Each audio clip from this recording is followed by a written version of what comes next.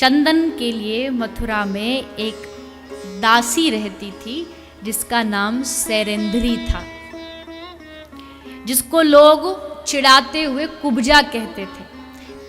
कमर टेढ़ी थी और कंस को चंदन दिया करती थी, कंस को चंदन की सेवा समर्पित करती थी। पर आज जब वो मार्ग से निकल के जा रही थी और सामने श्री कृष्ण आ रहे थे, कृष्ण ने जैसे कुब्जा को देखा तो बड़े प्यार से कहा, ए सुंदरी, क्या चंदन आज का चंदन हमारे माथे पर लगाओगी? अब जैसे कुब्जा ने सुना, ए सुंदरी, ये शब्द व्यंग्यात्मक भी हो सकता है और लोग ज्यादातर मजाक उड़ाने के लिए, व्यंग के लिए ही कुब्जा को सुंदरी कहते थे। पर आज इस आदमी ने सुंदरी कहा तो इसके कहने में व्यंग नहीं है, प्यार छुपा है।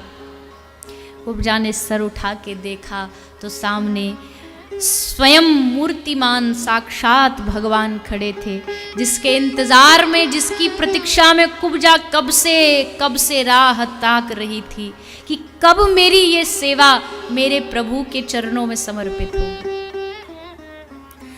अच्छा, शास्त्र कहते हैं ये कुब्जा पूर्व जन्म में कौन थी?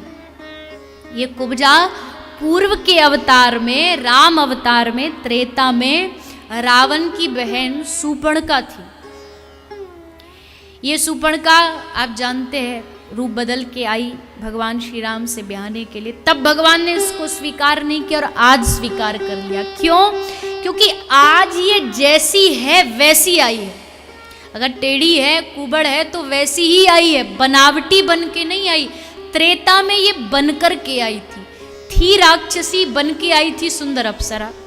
झूठ भी बोला, तुम सम पुरुष न मोह सम नारी, ये संयोग विधि रचा विचारी।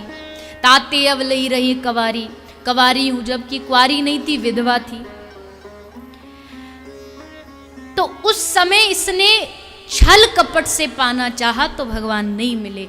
इसका अर्थ ये है कि भगवान को प्राप्त करने के लिए पहले जैसे हो वैसे बनकर के भगवान के सामने जाना पड़ेगा, तब भगवान स्वीकार करेंगे। मन में पाप है तो भगवान को कह दो, हाँ है पाप है, भीतर से हम बुरे है, हमारे मन में गंदगी क्या करें, पर जैसे हैं तुम्हारे, जैसे भी है, तब भगवान स्वीकार करेंगे।